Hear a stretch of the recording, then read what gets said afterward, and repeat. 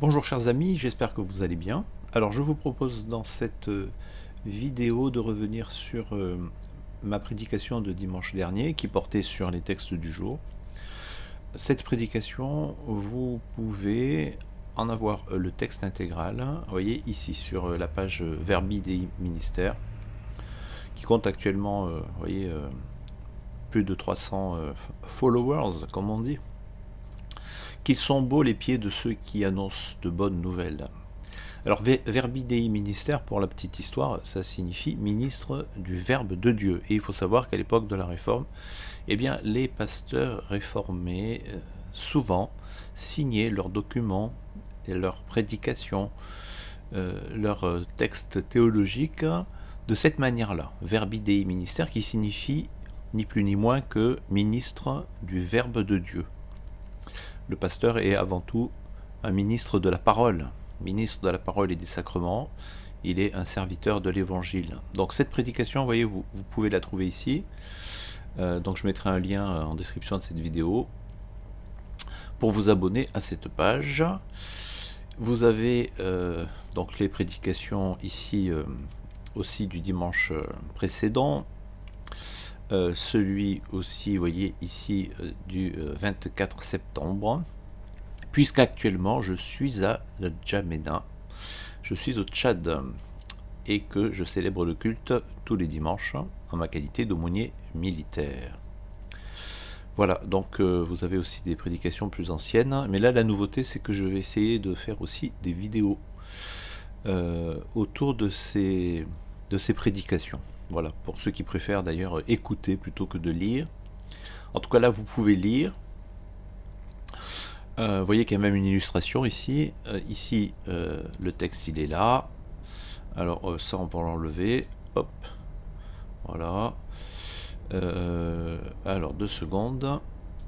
Voilà, je pense que c'est beaucoup plus lisible comme cela. Alors vous voyez, ce sont les textes du jour ici.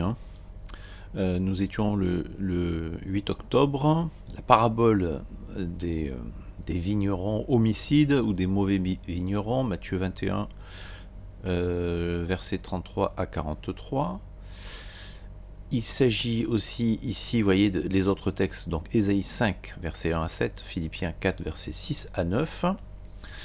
Alors, ces textes bibliques, il faut savoir que partout dans le monde, dans plusieurs églises, alors à commencer par l'église romaine catholique, mais aussi par bon nombre d'églises protestantes historiques, on prêche sur ces textes. Alors dans l'église catholique c'est obligatoire, donc ça fait partie de la liturgie, de la parole, donc on impose ces textes-là. Alors les protestants évidemment il y a plus de liberté, parfois d'ailleurs à mon sens beaucoup trop, mais quoi qu'il en soit, vous voyez qu'ici, moi personnellement, en général le dimanche quand je célèbre le culte, je souhaite délibérément prêcher sur ces textes-là, en communion avec l'Église universelle.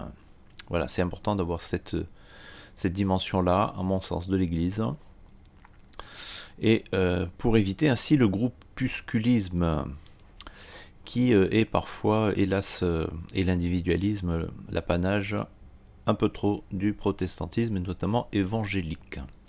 Donc voilà, ici, on va lire ces textes-là. Je vous rappelle quand même que vous pouvez aussi avoir des informations sur la foi réformée confessante sur ce site-là que j'ai créé, ça fait quoi, presque 30 ans maintenant. C'était au tout début de l'Internet, en tout cas de l'Internet civil en France. Vous voyez que mon nom de domaine d'ailleurs c'est vbru, vincentbru.net, et ici SRC, parce que j'ai aussi d'autres sites, mais celui-ci c'est le principal. Et là, vous avez vraiment tout ce qu'il vous faut savoir sur la foi chrétienne, historique, et plus particulièrement protestante, et plus particulièrement protestante réformée, et plus particulièrement protestante réformée confessante, parce que vous savez qu'en protestantisme, il y a de nombreuses branches, et que tous ne partagent pas la même théologie. Donc ici, c'est une théologie qui se veut traditionnelle, qui se veut on ne peut plus classique dans la ligne de la réforme du XVIe siècle. Mais vous voyez, pas seulement parce que ici, vous voyez par exemple, vous avez nos théologiens, donc avec d'ailleurs des fichiers audio de l'un de mes maîtres en théologie, qui est le pasteur Pierre Courtial, doyen honoraire de la fac d'Aix, qui est décédé maintenant. Le doyen actuellement, c'est mon propre frère d'ailleurs, Jean-Philippe. Alors vous voyez qu'ici, les précurseurs, c'est Saint-Augustin, c'est Saint-Anselme, Saint-Bernard de Clairvaux, Saint-Bonaventure. Il faudrait rajouter d'ailleurs Saint Thomas d'Aquin. Et vous avez évidemment Luther, Calvin, mais aussi, vous voyez, les post-réformateurs, comme Pierre Dumoulin, François Turtin, et puis ensuite Auguste Le Cerf, qui a été surnommé d'ailleurs le dernier des calvinistes, et puis ses disciples, Pierre Marcel et Pierre Courtial. Voilà, les Néerlandais, très importants, les Américains, et puis l'Écosse aussi, hein, avec des grands théologiens comme William Cunningham et John Murray.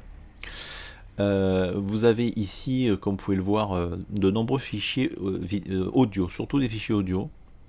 Moi j'aime bien les fichiers audio, donc il suffit de cliquer ici et vous avez le fichier audio.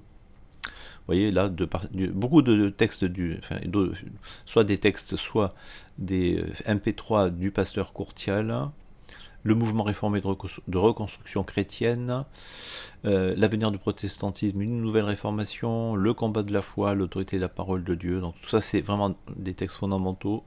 Évidemment, je parle dans ce site de la faculté Jean Calvin, qui est donc en France l'institut de formation, la faculté de théologie de cette obédience-là, hein, qui s'inscrit résolument dans cette ligne théologique que je partage sur ce site, hein, avec la revue réformée notamment. Voilà, et puis d'autres textes, d'autres maisons d'édition, Excelsis, etc., les éditions Kérigma, bien évidemment.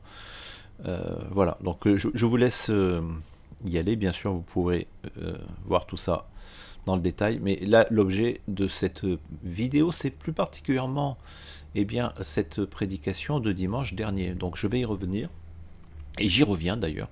Alors là, ce que je vais faire, vous voyez, je prends ça, voilà, hop, je copie, et je vais ici dans donc bible.com, vous voyez, coller, c'est aussi simple que ça.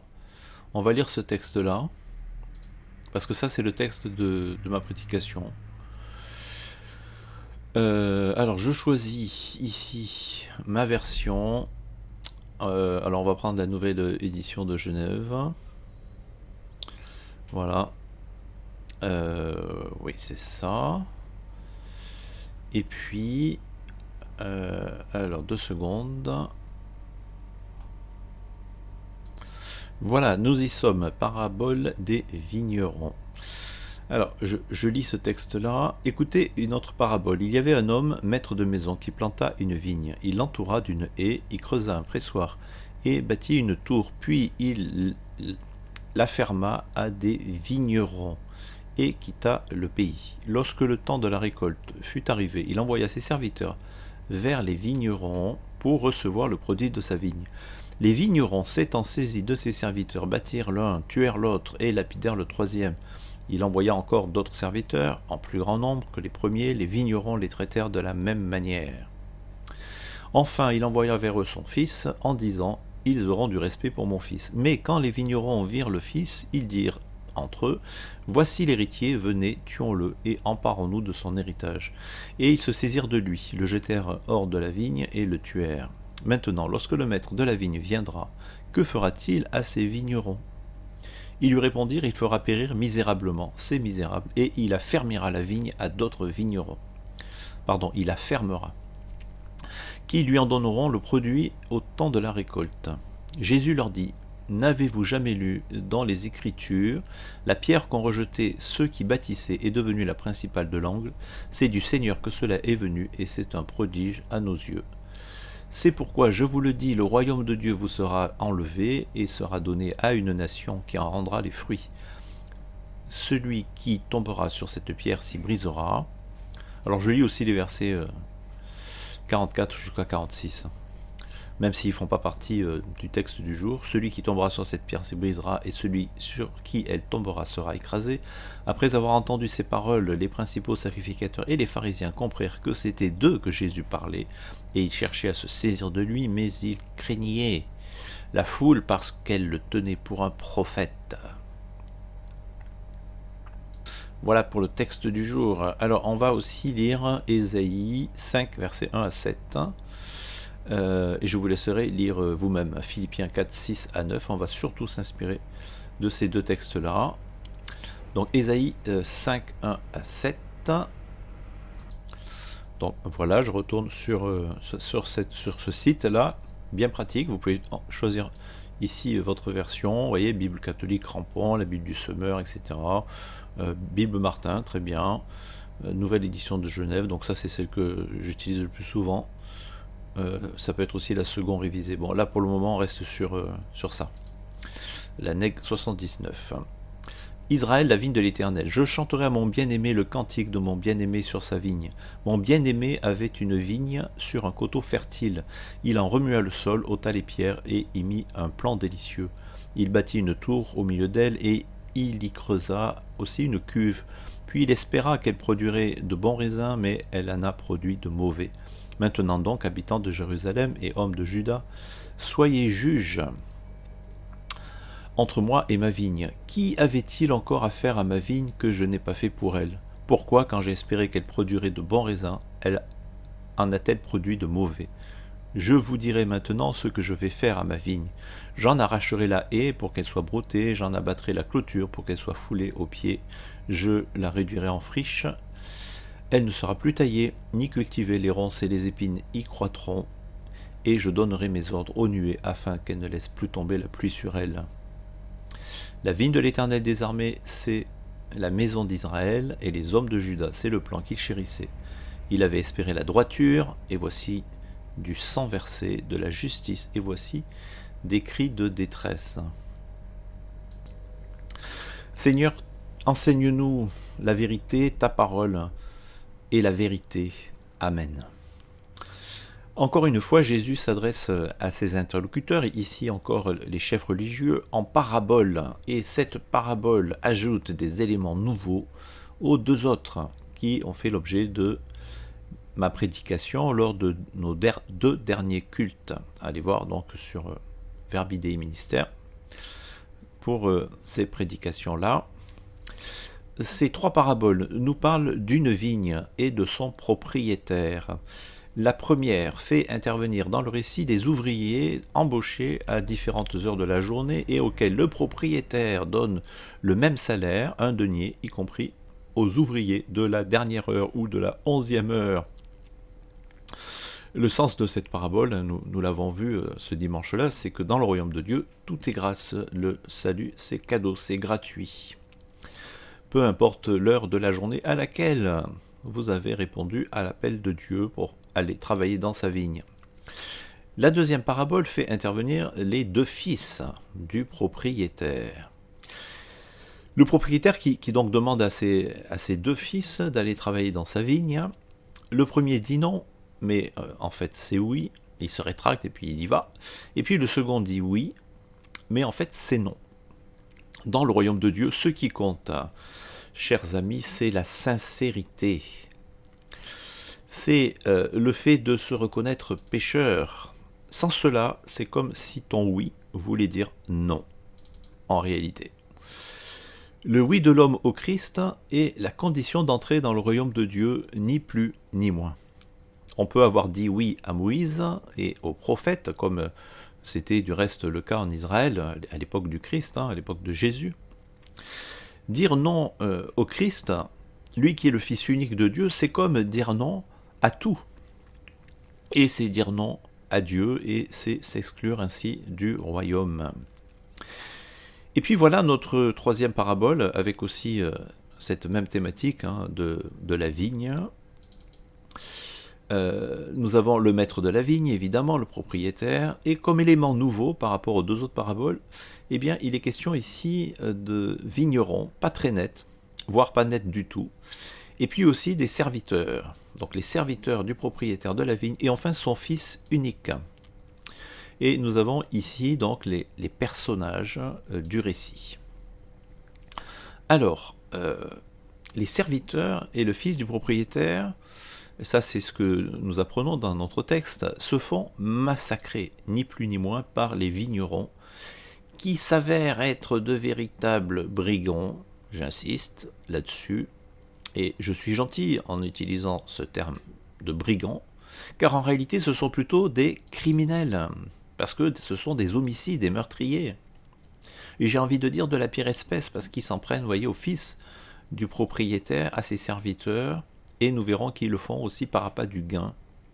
Donc pour des motifs vraiment extrêmement peu louables. Alors essayons maintenant d'y voir plus clair, parce que les paraboles de Jésus utilisent un langage quelque peu codé, des images, des symboles, des métaphores, afin de nous faire prendre conscience d'une ou de plusieurs vérités d'ordre spirituel et religieux. Donc le propriétaire, tout d'abord, on va s'intéresser au propriétaire, et nous avons vu qu'il s'agissait de Dieu, qui est donc le propriétaire de la vigne. Ce n'est plus à démontrer, Dieu qui prend un tendre soin de sa vigne, et j'insiste là-dessus, il prend un tendre soin de sa vigne, comme on l'a vu avec notre première lecture dans le livre du prophète Ésaïe, chapitre 5, les versets 1 et suivants. Ensuite, il y a la vigne. Donc après le propriétaire, évidemment, la vigne.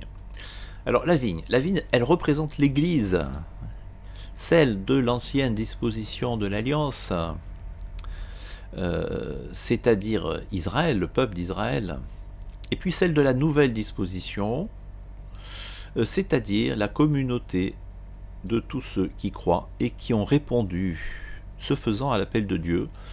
Et là, vous voyez qu'ici, c'est Israël et les nations. Le nouveau peuple de Dieu, c'est pas uniquement Israël, c'est Israël et les nations.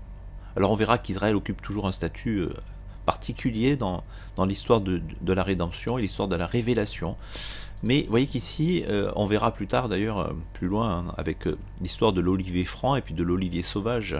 Les nations, c'est l'olivier sauvage, et des branches des nations ont été greffées sur l'olivier franc qui est Israël. Donc c'est pour ça que je parle de la nouvelle disposition de l'Alliance, et le peuple de Dieu, qui est donc la communauté de tous ceux qui répondent à l'appel de Dieu, en ajoutant foi à son Fils, au Messie, à Jésus-Christ. Voilà, alors cette vigne, bien évidemment, elle est appelée à porter du fruit. Ça, c'est le but. Et non seulement du fruit, mais beaucoup de fruits.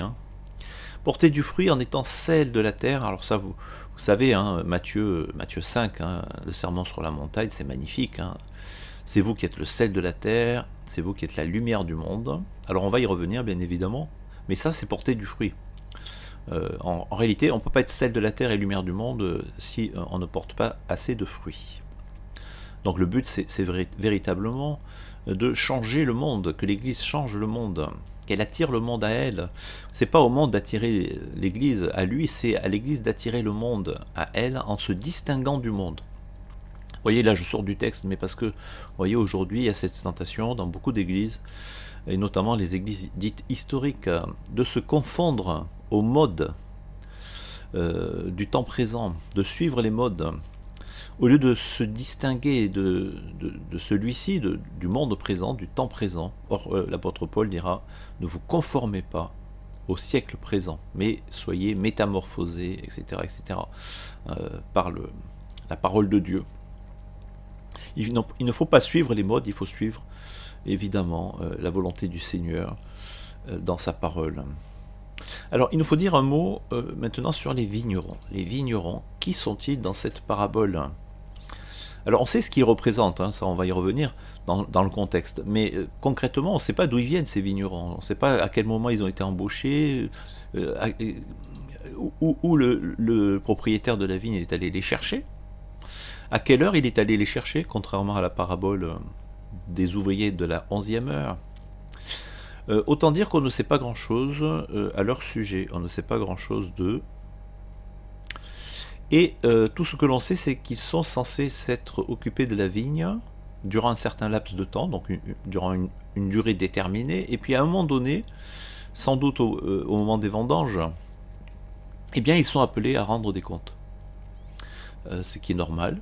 Faut-il rappeler ici que les vignerons ne sont pas les propriétaires de la vigne.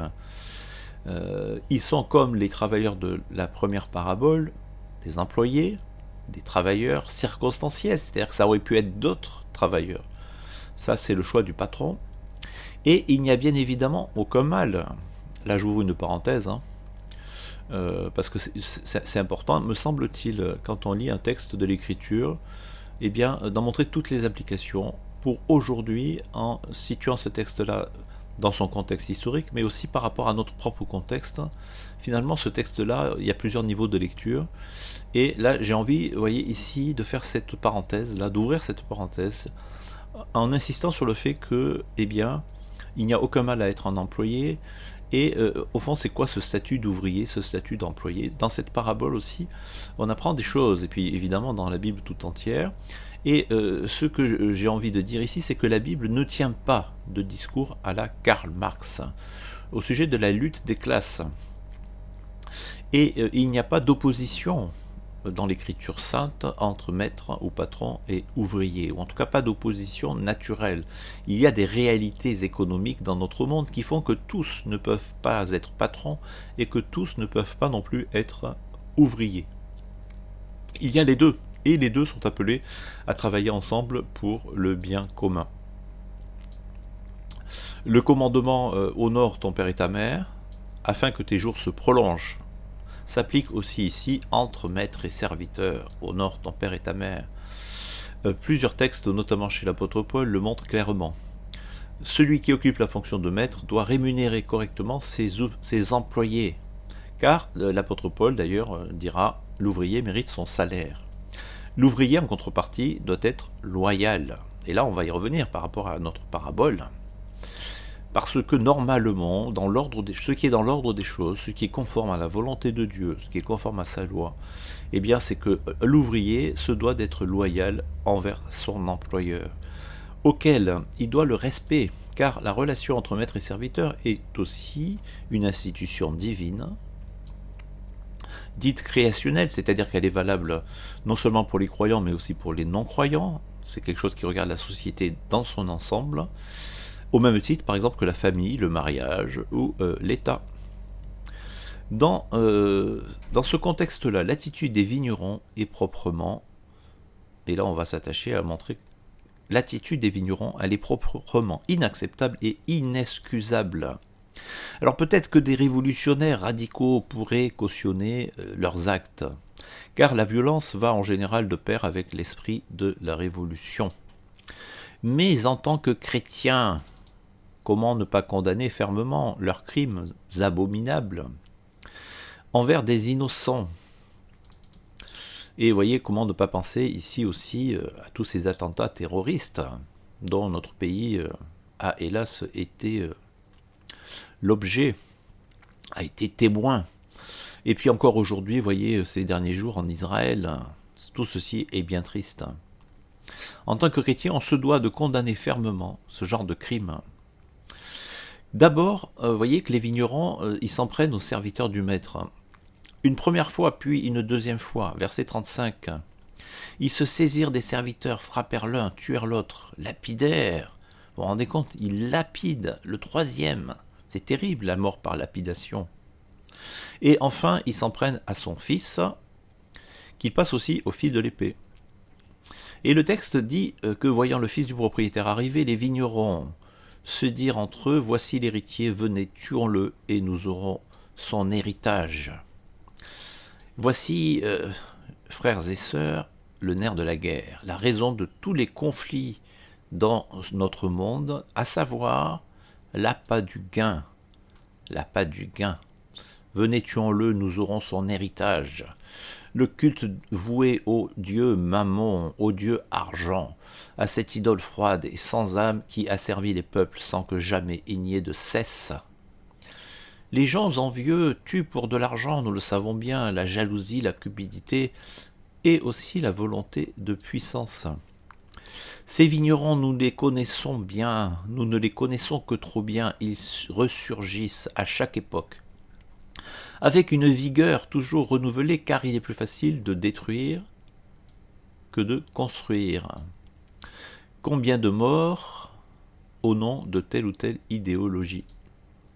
Il suffit de lire les fameux livres noirs. Vous savez, il y a plusieurs livres qui sont sortis ces dernières années.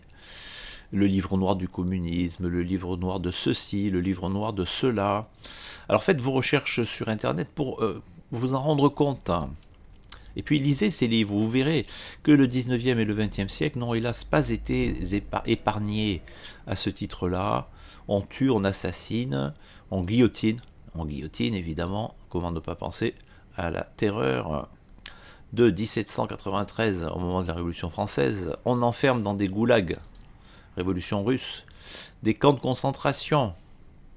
Ça, on sait de quoi il s'agit. Les opposants, les récalcitrants, ceux qui ne marchent pas dans le rang à la cadence. Malheureux spectacle de la condition humaine, de l'homme pécheur séparé de Dieu.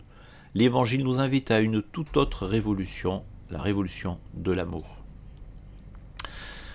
Alors revenons à notre texte. Évidemment, il importe de contextualiser celui-ci. Contextualiser. Évidemment, il faut contextualiser. Jésus s'adresse ici aux chefs religieux, donc plus particulièrement les prêtres d'Israël, les pharisiens notamment, qui l'ont rejeté, une bonne partie d'entre eux en tout cas, lui le Messie, et en particulier, donc Jésus s'adresse ici, donc comme je viens de le dire, je me répète, pardon, aux prêtres d'Israël. Voilà. Et ça, c'est ce qu'on appelle le mystère de l'endurcissement d'Israël. Je vais insister là-dessus dans cette prédication, dont parle de manière détaillée l'apôtre Paul en Romains 9 à 11. Je crois qu'il nous faut avoir aussi ce texte présent à l'esprit pour comprendre la parabole des vignerons homicides. Paradoxe étonnant, le salut vient des Juifs. Le salut vient des Juifs, ça c'est ce que dit le Christ dans l'Évangile selon Jean. Il faut d'ailleurs ici avoir lu le livre de l'écrivain du siècle dernier, Léon Bloy, qui s'intitule d'ailleurs Le salut vient des Juifs.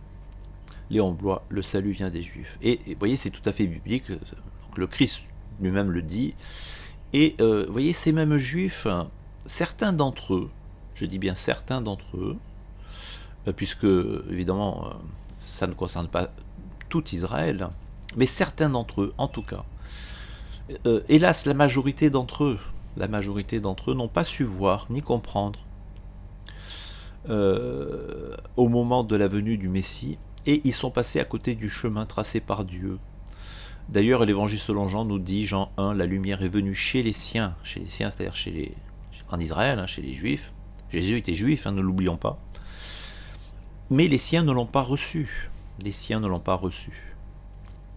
Alors bien sûr, vous l'aurez compris, les vignerons ici, ce sont les chefs religieux de l'époque. Vers qui Dieu a envoyé... alors, relisez la Bible hébraïque, il a envoyé les juges, il a envoyé d'ailleurs aussi les rois, il a envoyé les prophètes. Et enfin, son Fils unique, Jésus-Christ. Mais ils ne les ont pas écoutés. Bien plus, ils les ont persécutés et sont même allés jusqu'à les faire mourir.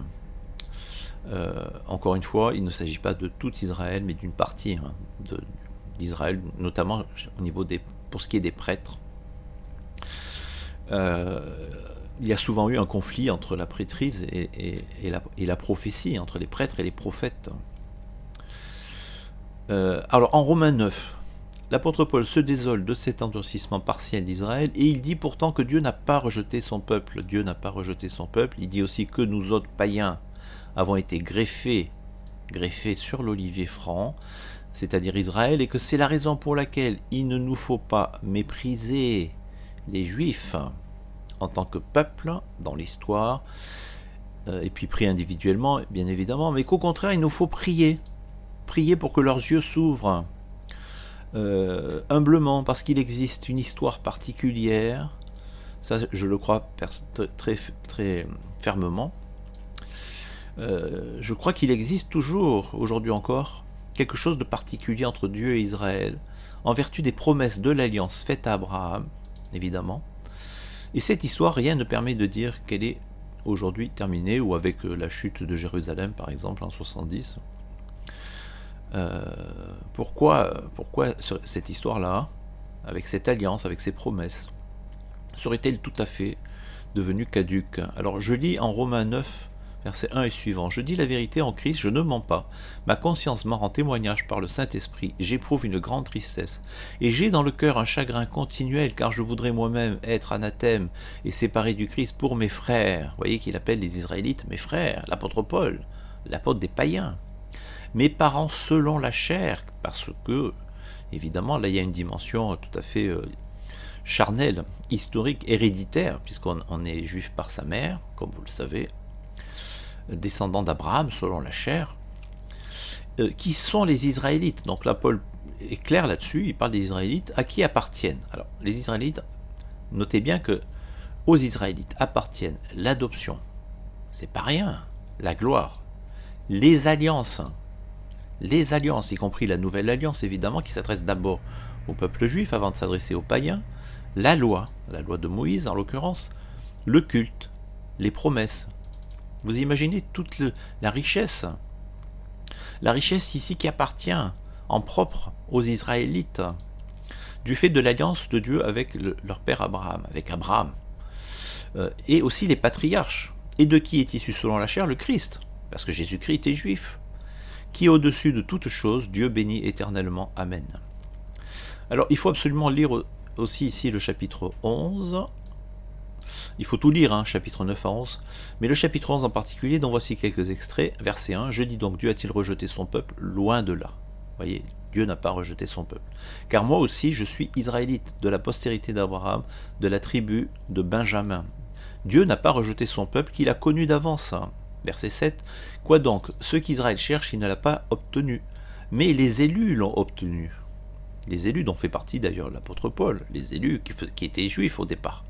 Tandis que les autres ont été endurcis, donc les autres juifs, vous voyez, il y a les élus et les autres. Mais ces élus, au départ, ce sont des judéo-chrétiens, des chrétiens d'origine juive. Et puis après, il y a les autres. Et ceux-là, l'apôtre Paul dit qu'ils ont été endurcis. Ils ont été endurcis dans le plan de Dieu, vous voyez. Ça, c'est pourquoi il y a une histoire particulière entre Dieu et Israël, parce que à un moment donné, pour pouvoir annoncer l'évangile à toutes les nations, il a fallu que Dieu endurcisse le cœur de ces autres-là, de ces autres Israélites. Verset 8, « Selon qu'il est écrit, Dieu leur a donné un esprit d'assoupissement, des yeux pour ne point voir et des oreilles pour ne point entendre jusqu'à ce jour. » Et enfin, verset 11 et suivant, qui constitue un avertissement aux pagano-chrétiens que nous sommes, et qui ne doivent surtout pas s'enorgueillir de la grâce qui leur a été faite. Verset 11, « Je dis donc, est-ce pour tomber qu'ils ont bronché? Loin de là, mais par leur chute. » Notez bien ça, par leur chute, le salut est devenu accessible aux païens, afin qu'ils soient excités à la jalousie. Verset 12, « Or si leur chute a été la richesse du monde, et leur amoindrissement la richesse des païens, combien plus en sera-t-il quand ils se convertiront tous ?» Vous voyez qu'ici, l'apôtre Paul croit en la conversion finale d'Israël. En tout cas, beaucoup d'exégètes interprètent ce texte dans ce sens-là, et j'en fais partie. Nous croyons en la conversion finale, avant la parousie, voyez, ils se convertiront tous. Verset 15, « Car si leur mise à l'écart, vous voyez qu'il y a eu une mise à l'écart, a été la réconciliation du monde, que sera leur réintégration ?» Vous voyez, vous le lisez avec moi ce mot. Réintégration, vous voyez, c'est mis en opposition avec mise à l'écart. Sinon, le passage de la mort à la vie. Enfin, le verset 18, où l'on voit bien la mise en garde de l'apôtre avec la métaphore de l'olivier franc, Israël, avec les branches de ce même olivier franc qui ont été retranchées, et les branches de l'olivier sauvage, qui ont été greffées, il y a une faute ici, qui ont été greffées dessus par grâce et qui représentent les pagano-chrétiens, donc nous-mêmes, les chrétiens d'origine païenne qui viennent des nations, les goïs. Ne te glorifie pas aux dépens de ces branches, donc les branches de l'olivier franc qui ont été retranchées. Si tu te glorifies, sache que ce n'est pas toi qui portes la racine, mais que c'est la racine qui te porte. Voyez, l'Église de la nouvelle disposition de l'Alliance est comme donc les branches qui sont portées par la racine que constitue l'Église de l'ancienne disposition, à savoir Israël. Israël précède l'Église, et vous connaissez sans doute l'expression de frère aîné. Donc, en parlant des Juifs, ce sont nos frères aînés, parce qu'ils étaient là avant nous. Et cette antériorité nous oblige à une vraie humilité. J'insiste sur humilité. Bon, voilà, je ferme ici cette parenthèse au sujet du peuple d'Israël, mais il me semble qu'il nous faut avoir cela à l'esprit pour bien comprendre le sens de cette parabole. Les mauvais vignerons ne désignent pas uniquement les auditeurs de Jésus, ces chefs religieux aveugles qui n'ont pas su reconnaître en lui le Messie promis. Les mauvais vignerons sont tous ceux qui, à un moment ou à un autre, ont oublié qu'ils n'étaient pas les propriétaires de la vigne, mais qu'ils n'en étaient que les gardiens, les gérants, les ouvriers, auxquels le propriétaire de la vigne un jour demandera des comptes. Parfois, dans sa longue histoire, certains hauts dignitaires de l'Église chrétienne ne se sont-ils pas aussi comportés comme ces vignerons? Soyons honnêtes. Bien sûr que oui, c'est arrivé, l'Église de la nouvelle disposition de l'Alliance n'est ni meilleure ni pire que celle de l'ancienne, puisqu'elle est faite d'hommes pécheurs, vous voyez, je souligne, sauvés par grâce. Et ça aussi je souligne, évidemment. Pensez aux guerres de religion, par exemple. À l'époque de la Réforme au VIe siècle, et à la façon dont ont pu être traités tel ou tel éveilleurs de conscience, les pré-réformateurs, comme par exemple Pierre Valdo au XIIe siècle en France, qui est à l'origine du mouvement vaudois, John Wycliffe au XIVe siècle en Angleterre, Jean Hus entre le XIVe et le XVe siècle en Bohême, mort sur le bûcher. Évidemment, Pierre Valdo et John Wycliffe ont aussi été traités d'hérétiques, et non seulement ils ont été traités d'hérétiques, mais en réalité on les a persécutés. Et voyez que Jean Hus est mort sur le bûcher au même titre que Jeanne d'Arc. Alors les différents théologiques, donc ça c'est une application de ce texte. Moi, ce que j'ai envie de dire ici, c'est que nos différents théologiques, vous savez, entre catholiques et protestants, avec les orthodoxes, etc., et même entre protestants, entre les calvinistes, les arminiens, entre les baptistes, entre les réformés confessants, etc., nos différents théologiques ne devraient jamais se régler que par le partage, le dialogue honnête, mais véritable, un dialogue, la discussion, la persuasion, mais jamais par la contrainte et par la force. D'ailleurs, un théologien suisse, Alexandre Vinet, disait que l'Église n'a d'arme que la persuasion. L'Église n'a d'arme que la persuasion. C'est très important ça. L'Église n'a d'arme que la persuasion. Vous voyez, c'est quelque chose ici qui fait appel aussi au Saint-Esprit, à l'intelligence, à la finesse, au tact, à la douceur, évidemment, comme d'ailleurs l'Écriture nous y invite. Alors bien sûr, aujourd'hui, nous sommes attachés à la liberté d'expression, à la liberté de culte, mais il n'en a pas toujours été ainsi. Pensez à la façon dont l'Église chrétienne a parfois aussi, hélas, encouragé l'antisémitisme, plutôt que de répondre à l'exhortation de l'apôtre Paul, comme nous l'avons lu il y a un instant, de prier pour la conversion d'Israël, de prier pour que leurs yeux s'ouvrent et qu'ils reconnaissent à leur tour le Christ sauveur comme le Messie. Alors je cite ici Calvin, pour terminer d'ailleurs cette prédication qui du coup là ici aujourd'hui fait plutôt office d'étude biblique. La prédication c'était dimanche dernier, évidemment. Là je reprends le texte, vous voyez, pour expliciter, donc c'est pour ça que c'est plus long. Et je cite ici dans Calvin, dans son commentaire de l'évangile de Matthieu, versets 42 à 43. D'ailleurs, vous verrez, je mettrai un lien en description de cette vidéo. On peut avoir accès aux commentaires de Calvin sur toute l'harmonie des évangiles, Matthieu, Marc, Luc et Jean, Matthieu, Marc et Luc, Jean c'est à part, sur internet. Et j'utilise personnellement ce site qui est très bien fait avec tous les commentaires de Calvin. Voilà, donc en description de cette vidéo. Alors Jésus leur dit, donc là je cite, là c'est pas Calvin, je cite Matthieu, les versets 42 à 43. Jésus leur dit, n'avez-vous jamais lu dans les Écritures, la pierre qu'ont rejetée ceux qui bâtissaient est devenue la principale, celle de l'angle. C'est du Seigneur que cela est venu, et c'est une merveille à nos yeux. Et c'est pourquoi, je vous le dis, le royaume de Dieu vous sera enlevé et sera donné à une nation qui en produira les fruits. Le royaume de Dieu vous sera enlevé et sera donné à une nation qui en produira les fruits. Alors voici ce que dit Calvin Et ça devrait nous interpeller normalement. Vous savez que je suis très attaché à la pensée de Calvin, et que, évidemment, mon site Réformé Confessant, renvoie constamment à Calvin, et il y a beaucoup de textes ici. Vous avez même, vous voyez, un fichier audio sur Jean Calvin, sa vie et sa pensée, du grand Richard Stauffer, qui est le grand spécialiste, qui est décédé aujourd'hui, professeur à l'école pratique des hautes études à Paris-Sorbonne, grand spécialiste de l'histoire de la Réforme. Et vous verrez qu'ici, il y a beaucoup de textes sur Calvin, la théologie de Calvin, etc.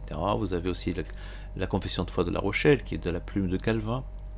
Et vous voyez que vous pouvez vous procurer l'Institution de la religion chrétienne, ici en abrégé aussi, en français moderne, le catéchisme de Genève, etc.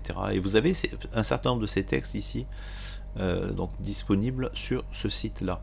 Alors je reviens ici. Calvin dit: il y a deux choses que nous devons considérer. Premièrement, afin que nous ne soyons pas perplexes devant les mauvaises tentatives des hommes qui se lèvent pour entraver le règne de Christ. Évidemment, il fait allusion aux mauvais vignerons ici. Dieu nous a avertis à l'avance que cela arrivera. Cela finira toujours par arriver. Deuxièmement, quels que soient les artifices des hommes, Dieu a en même temps déclaré qu'en établissant le royaume du Christ, sa puissance l'emportera. Les deux doivent être soigneusement observés par nous. Il semble monstrueux que l'auteur du salut soit rejeté, donc l'auteur du salut c'est le Christ, soit rejeté non par des étrangers, mais par ceux qui appartiennent à sa propre maison, non par la multitude ignorante, mais par les dirigeants eux-mêmes qui détiennent le gouvernement de l'Église.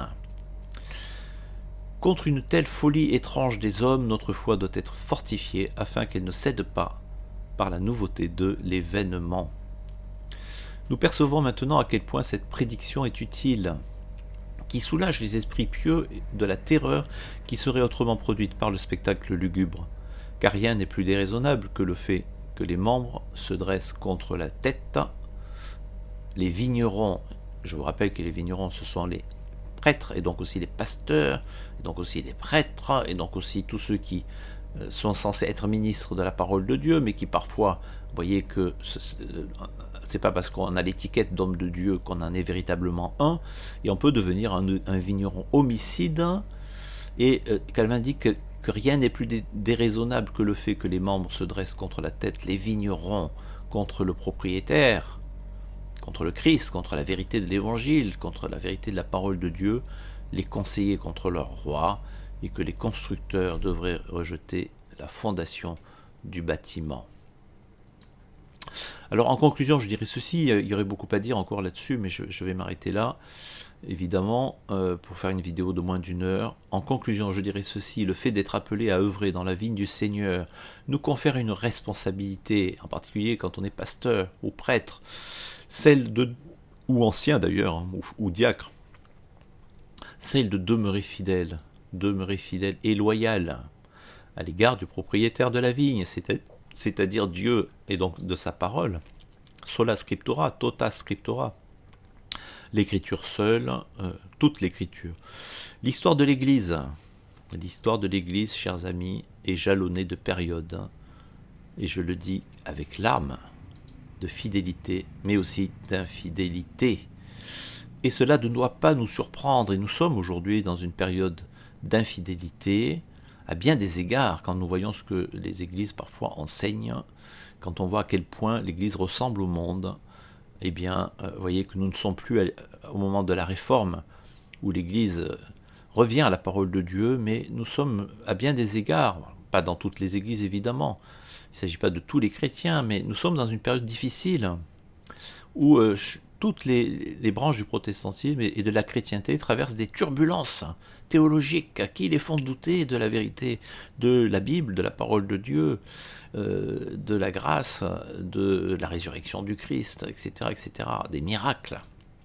Et ça, c'est des périodes qui sont difficiles à vivre. Mais nous sommes prévenus, avec cette parabole, nous sommes prévenus. Donc on ne doit pas être surpris. Cette parabole des vignerons nous montre que le gouvernement de l'Église appartient à Dieu. Ça, c'est Dieu dans sa providence. Vous savez, Calvin insiste beaucoup sur la souveraineté de Dieu. Et rien de ce qui arrive dans ce monde n'échappe à sa providence. Donc, Ce qu'il nous faut savoir, c'est que dans cette parabole des vignerons nous montre que le gouvernement de l'Église appartient à Dieu, avant toute chose, qui, dans sa providence bienveillante et aimante à l'égard de son peuple, veille à ce que l'Église ne se retrouve jamais sans berger fidèle. Et ça, je le crois très fermement. L'Église, tout au long de son histoire, a toujours eu des bergers fidèles. Il y a eu des loups, évidemment, il y a toujours des loups, des bergers infidèles. Mais tout au long de son histoire, en creusant bien, vous voyez qu'il s'est toujours trouvé des bergers fidèles, des théologiens fidèles à l'enseignement de la parole de Dieu, soucieux de l'autorité des Écritures, de se soumettre à l'autorité des Écritures, et de croire, de faire placer la foi avant la raison. Vous savez, c'est ce que disait saint Anselme, fides quærens intellectum, c'est-à-dire la foi en quête d'intelligence. C'est la foi qui est première, pas l'intelligence. Et donc on doit croire aux vérités de la foi, au credo, le symbole des apôtres, le symbole de Nicée-Constantinople, et nos confessions de foi, pour les réformer, la confession de foi de La Rochelle, le catéchisme de Heidelberg, les canons de Dordrecht, vous voyez, tous ces textes que vous avez d'ailleurs sur ce site, vous les avez là, voilà, ici, vous voyez, La Rochelle, Heidelberg, Dordrecht, catéchisme de Genève, ça c'est notre foi. Alors bien sûr, vous voyez, donc c'est Dieu qui règne, et donc dans sa providence, je reprends ici, à l'égard de son peuple, il veille à ce que l'Église ne se retrouve jamais sans berger fidèle, tandis que les loups sont tôt ou tard démasqués, vous voyez, et mis de côté. Et je suis gentil en utilisant cette expression de mis de côté, parce que le verset 41, vous voyez ce qu'il dit, il fera périr misérablement ces misérables, et il louera à la vigne à d'autres vignerons qui lui donneront les fruits en leur saison. Alors c'est une parabole évidemment, il ne s'agit pas de tuer qui que ce soit, mais ça veut bien dire ce que ça veut dire, c'est qu'ils sont mis à l'écart, ils sont mis de côté, et vous voyez que la vigne est confiée à d'autres vignerons, qui eux, eh bien, non seulement ils s'attacheront à ce que la vigne porte du fruit, mais ils seront fidèles au maître, et ils accepteront bien évidemment de lui remettre le fruit des vendanges, le fruit de la vigne, dont ils se savent responsables au moment où Dieu leur demandera des comptes. Alors le but dans tout ça, vous l'aurez compris, c'est bien de porter du fruit en marchant d'une manière digne de Dieu. Vous connaissez ce texte qui dit marcher d'une manière digne de Dieu. Le fruit de l'esprit qui est la foi, l'espérance et l'amour. Ces trois vertus théologales. Vous connaissez ce texte de l'apôtre Paul. Maintenant donc ces trois choses demeurent, la foi, l'espérance et l'amour, mais la plus grande de ces choses, c'est l'amour. Les trois vertus théologales dont parle l'apôtre Paul doivent donc orienter toute notre existence afin d'être véritablement le sel de la terre et la lumière du monde. Amen.